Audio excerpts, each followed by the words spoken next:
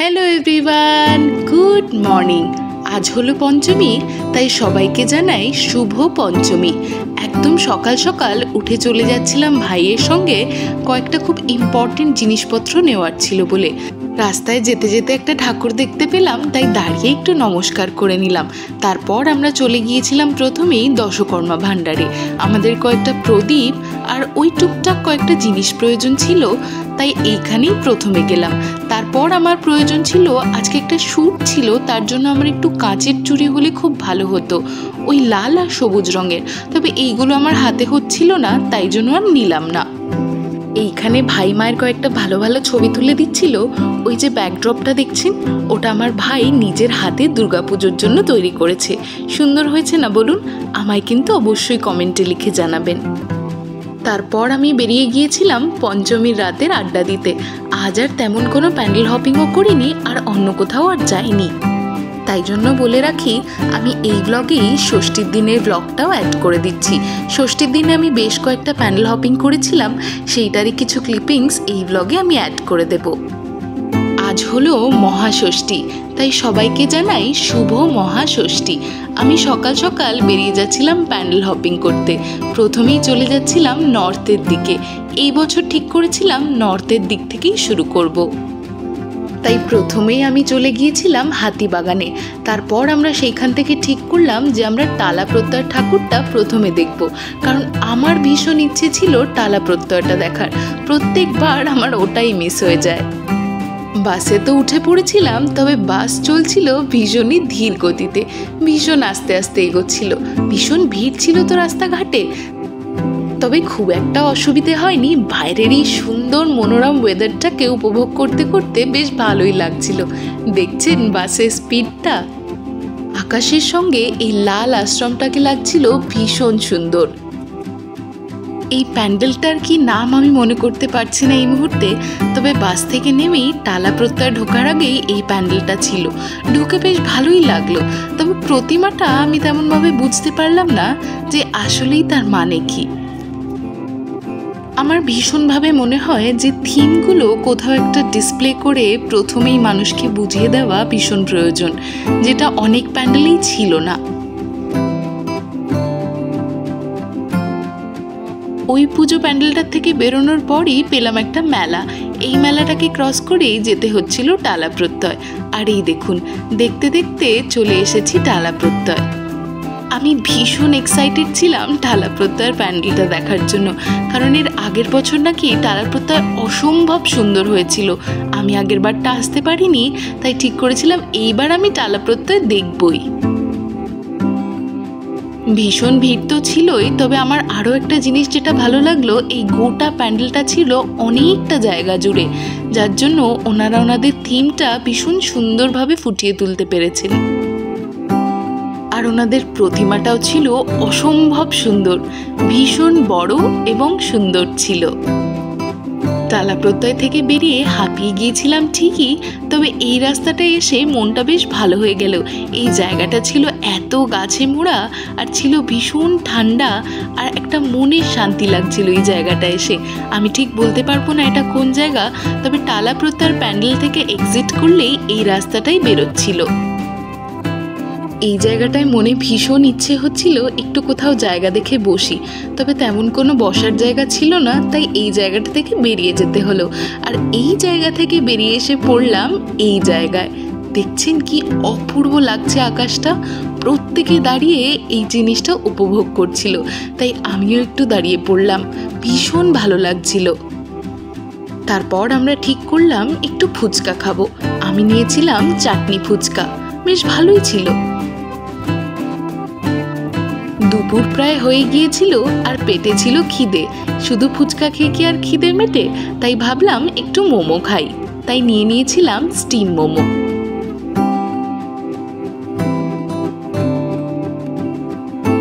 Steam মোমোটা খেতেও ভালোই ছিল। তারপর আমরা চলে এলাম শিকদার বাগানের প্যান্ডেল দেখতে। এই প্যান্ডেলটা ছিল ভীষণ মিনিংফুল। প্যান্ডেলের সঙ্গে সঙ্গে মায়ের প্রতিমাও ছিল অসম্ভব সুন্দর। মনে হচ্ছিল প্যান্ডেলের ভেতরটা আরেকটু সময় যদি দাঁড়িয়ে দেখতে পারতাম ভীষণ ভালো লাগতো। এরপর আমরা বেরিয়ে চলে যাচ্ছিলাম আরও একটা প্যান্ডেলের দিকে। তবে আমাদের চোখে পড়ে গেল এই কাবাবগুলো, তাই দাঁড়িয়ে পড়লাম এই কাবাবগুলো খাবো বলে। তবে কাবাবগুলো তেমন সুস্বাদু ছিল না, যাকে পুজোর সময় যা পাওয়া যায়। নেক্সট আমরা চলে এসেছিলাম হাতিবাগান নবীন পল্লী দেখবো বলে। এই প্যান্ডেলটাও আমার বেশ ভালো লেগেছে। এই প্যান্ডেলটা মূলত ছিল আমাদের ফ্রিডম ফাইটার্সদের নিয়ে। তবে আরও আমার যেটা বেশি ভালো লাগলো, এই প্যান্ডেলটা যারা তৈরি করেছেন তাদের প্রত্যেকের ছবি এইখানে রাখা ছিল। গোটা প্যান্ডেলটায় দেখবার অনেক কিছু ছিল, এত কিছু যেটা ক্যামেরায় ক্যাপচার করা সম্ভব হচ্ছিল না। এইখানেও ছিল ভীষণ ভিড়, তবে সবাই অবাক হয়ে প্যান্ডেলটার দিকে তাকিয়েছিল। এত সুন্দরভাবে ওনারা ফ্রিডম ফাইটিং এর সময়টাকে তুলে ধরেছেন, সবাই অবাক হয়ে সেটাই দেখছিল। এইখানে ছিল আগেকার দিনের এমন কিছু জিনিস আর ইনফরমেশন যেটা আমরা অনেকেই জানি না। এইরকম প্যান্ডেল বেশ অনেকক্ষণ ধরে দেখলে বেশ অনেক কিছু কিন্তু জানা যায়। এই গোটা প্যান্ডেলটা ছিল এতটাই ইনফরমেটিভ, সবাই চেষ্টা করছিলেন যদি ফোনে তুলে নিয়ে গিয়ে পরে এটাকে ধীরে সুস্থে দেখা যায়। আমিও সেই চেষ্টাই করছিলাম, ভীষণ ভালো লাগছিল গোটা জিনিসটা। আর এই যে এইটা ছিল মায়ের প্রতিমা, সেটাও ছিল ভীষণভাবে ইউনিক। ওনাদের প্যান্ডেলের সঙ্গে এটা দারুণভাবে ফুটে উঠেছিল। এই প্যান্ডেল থেকে বেরিয়েই আমাদের চোখে পড়ল মিষ্টির দোকান।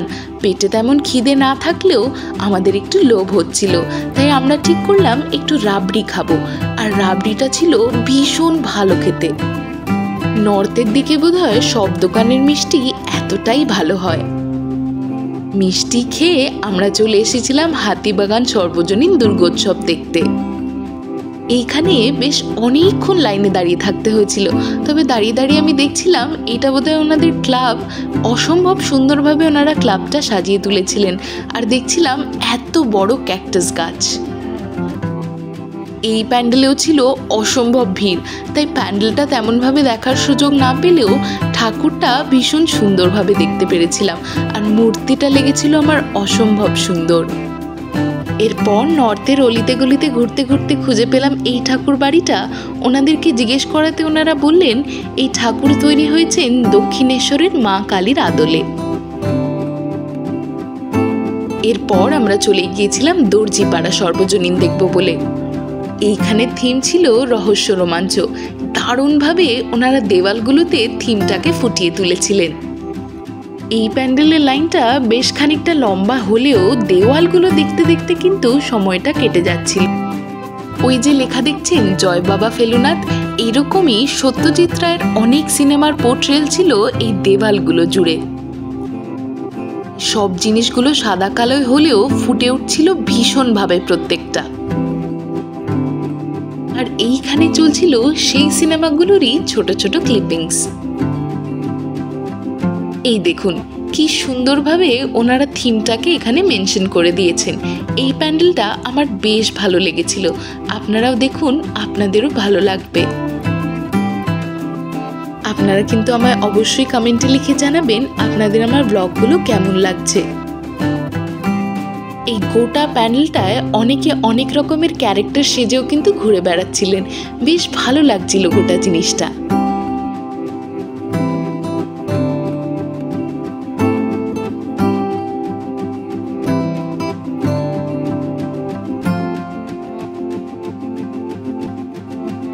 প্যান্ডেলটাও ছিল ভীষণ সুন্দর, আর তেমনই সুন্দর ছিল এই যে দেখছেন ক্যারেক্টারগুলো।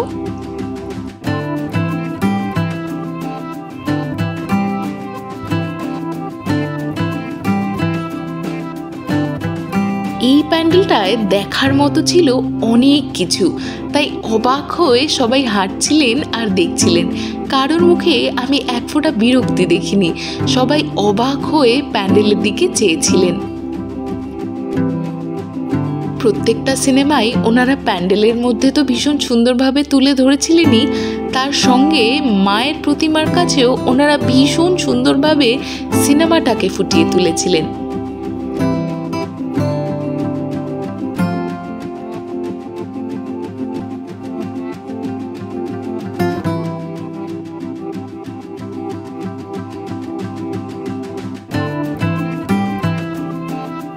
আমার এনাদের থিম এবং এক্সিকিউশন দারুণ লেগেছিল। আর মায়ের প্রতিমাও ছিল অসম্ভব সুন্দর। এই প্যান্ডেল থেকে বেরিয়ে ঠিক করেছিলাম এইবার আমরা বাড়ি চলে যাব। বেশ অনেকটাই রাত হয়ে গিয়েছিল। মেইন রোডের দিকে যেতে যেতে আমরা বেশ আরো কয়েকটা সুন্দর সুন্দর মায়ের প্রতিমা দেখতে পেলাম। এই সাবেকি সাজের প্রতিমাগুলো দেখতে লাগছিল অসাধারণ। তারপর আমি যেতে যেতে দেখতে পেলাম এই প্রতিমাখানা। এই প্রতিমার মুখটা আমার ভীষণ পছন্দ হয়েছিল। এই প্রতিমাটা দেখে আমরা এর সামনে বসে একটু জিরিয়ে নিয়েছিলাম। তারপর আমরা ঠিক করলাম নর্থের দিকে যখন এসেছি কাশী বোসলেনটা দেখেই যাই, তাই সোজা চলে এলাম কাশী বোসলেনের প্যান্ডেল দেখতে। কাশী বোসলেনের প্যান্ডেলও ছিল বড় একটা জায়গা জুড়ে। গোটা প্যান্ডেলের এরিয়াটাই ওনারা দারুণভাবে সাজিয়ে তুলেছিলেন। আর প্রতিমাও ছিল অসম্ভব সুন্দর। তবে ভীষণ ভিড় ছিল এই জায়গাটায়, তাই খুব বেশিক্ষণ আর দাঁড়াইনি।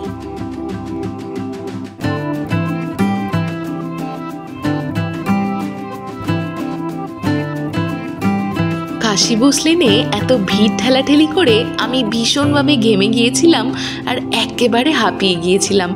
তাই এইবার ঠিক করলাম এবার সত্যি সত্যি বাড়ি চলে যাব। তবে রাস্তায় আরেকটা ঠাকুর দেখতে পেয়ে একটুখানি দাঁড়িয়ে পড়লাম আর নমস্কার করে নিলাম। তারপর মেট্রো করে পার্ক স্ট্রিটে এসে সেইখান থেকে চলে যাচ্ছিলাম বাড়ি। আমার মনে হয় পুজোর সময় পাবলিক ট্রান্সপোর্টে ভরসা করাই সব থেকে ভালো। আপনাদের কি মনে হয় আমায় কিন্তু অবশ্যই কমেন্টে লিখে জানাবেন। এই আলোকসজ্জা দেখতে দেখতে আমি চলে যাচ্ছিলাম বাড়ির দিকে।